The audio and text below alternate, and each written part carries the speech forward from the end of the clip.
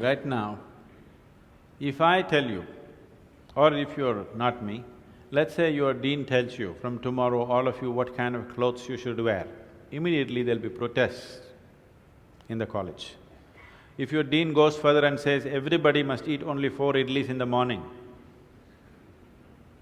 if your dean tells you everybody should get up at 5 o'clock in the morning, let's say he put 10 different rules like this, physical things to do, you will think he is trying to convert you into slaves and you will shout and scream for your freedom, isn't it?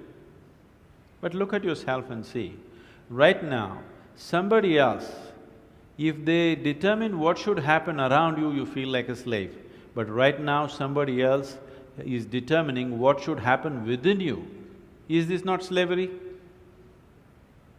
Somebody can decide whether you're happy or unhappy. Is this not slavery? Somebody can decide whether you will be a pleasant human being or an unpleasant human being. Is this not slavery? What happens within you, somebody else determines. This is the worst form of slavery, isn't it? Isn't it so? It is just that because everybody is like that, it seems to be normal. It is not. It is not normal. Just because everybody is like that, it does not become normal. This human being, life around you will not happen, will never happen 100% the way you want it. And it should not happen. Because if everything happens the way you want it, where do I go?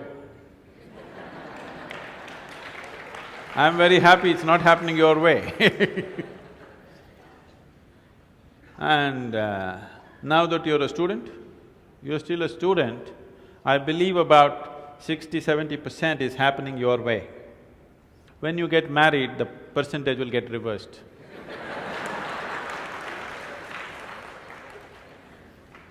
We don't know. Well, we don't know whether which way it'll go. So if life around you will never happen 100% the way you want it, and it should not. Unless you're living with machines, life will not happen and even those machines will freak on you, isn't it? And the machines troubling you every day for something or the other, they do. So, outside will never happen 100% the way you want it, and if your happiness or your joyfulness, or let's not use all these so many words, essentially it is pleasantness versus unpleasantness. For pleasantness we have many names, we call it peace, happiness, joy, bliss, ecstasy. For unpleasantness we have many names, stress, anxiety, fear, tension, whatever else, madness, whatever. Pleasantness versus unpleasantness.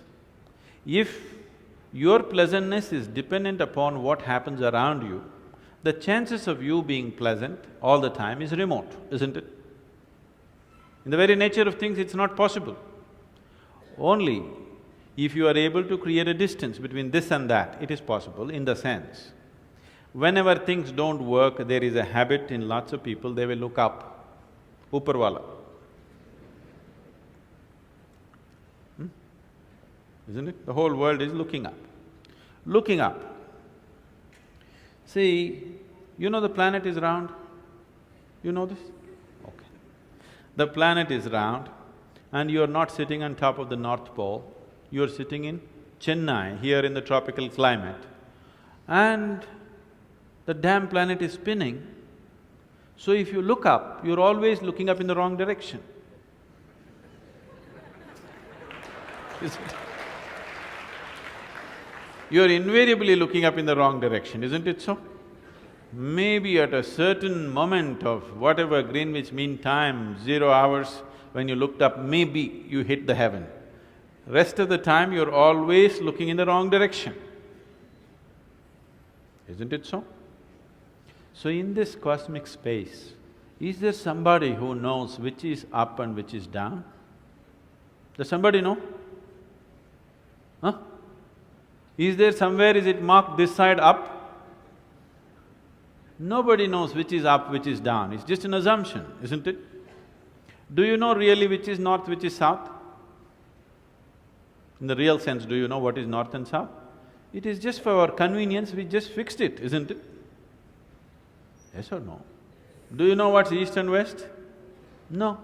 Do you know what is forward and backward? You do not know. None of these things you know. There is only one thing you can be certain of right now. This is, you know what is outward, what is inward. This one thing you're sure, isn't it? This is inward, this is outward. This is the only privilege you have. What is outward, what is inward, this is all you know. Just in case someday if you get enlightened, you will lose that also. Yes. That's what happened to me. Now I don't know which is inward, which is outward, which is me, which is not me, that's why I'm all over the world. Because I don't know whether this is me or that is me. So, now you say, I know what is inward, what is outward, let's examine this a little more. Can you see me right now, all of you? Can you see me? Just point out where I am. Use your hands and point out. Can you see me? Oh, you got it wrong. You know I'm a mystic. You're getting it completely wrong. Now, this light is falling upon me, reflecting, going through your lenses, inverted image in your retina, you know the whole story, right? Where do you see me right now? Within yourself. Where do you hear me right now? Within yourself. Where have you seen the whole world? Within yourself. Have you ever experienced anything outside of yourself? Everything that ever happened to you, darkness and light happened within you, pain and pleasure happened within you, joy and misery happened within you. Have you ever experienced anything outside of yourself? No. So what I am asking you is, what happens within you? Who should determine how it should happen?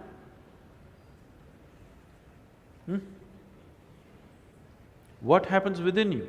Who should determine how this should happen? Somebody else? Definitely you should determine what should happen within this, isn't it? So if you determine what's happening within this, your whole experience of life will be determined by you, nobody else but you, isn't it?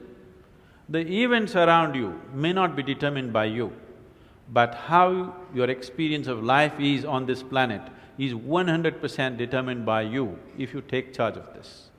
If you leave it loose, just about anybody will determine it.